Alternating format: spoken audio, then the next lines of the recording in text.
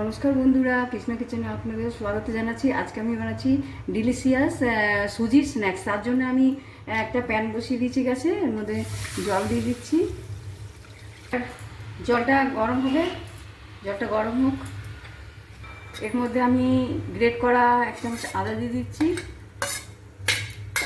3টে কাঁচা লঙ্কা কুচানো দিচ্ছি,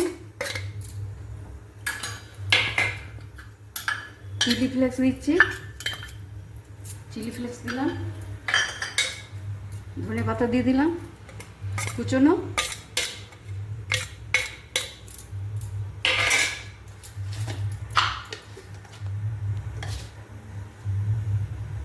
লবণ দিয়ে দিলাম,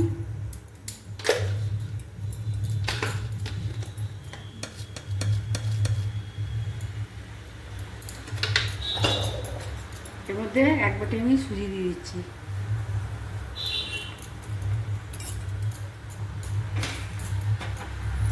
এবার এটা 5 মিনিট আমি এটা কুক করব।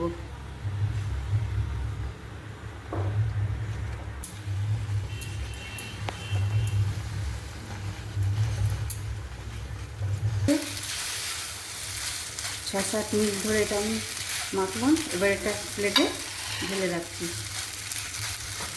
গ্যাস অফ করে দিলাম।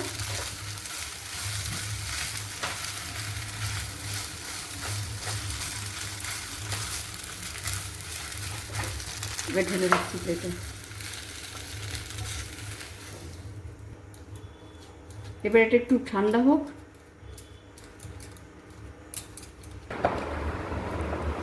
এই বন্ধুরা, সুজিটা ঠান্ডা হয়ে গেছে। ওর মধ্যে আমি অল্প তেল দিয়ে দিচ্ছি। তেল দিয়ে এবার মাখছি। তো আমি একটু এরকমভাবে লম্বা করে এরকম করে গড়ে দিচ্ছি, একটু চ্যাপটা করে দিলাম। এইভাবে সব স্ন্যাক্সগুলো আমি গড়ে দিচ্ছি। এই যে বন্ধুরা, এদিকে দেখো, স্ন্যাক্সগুলো আমি সব গড়ে নিয়েছি। এবার আমি গ্যাসে কড়াই চাপিয়ে দিয়েছি, অন করে দিয়েছি। এবার রিফাইন্ড অয়েল দিচ্ছি।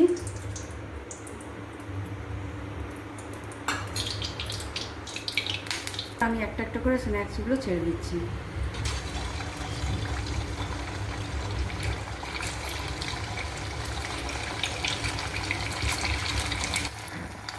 এই দেখুন বন্ধুরা, এগুলো আমার ব্রাউন করে ভাজা হয়ে গেছে। এবার আমি এগুলো উঠিয়ে নিচ্ছি।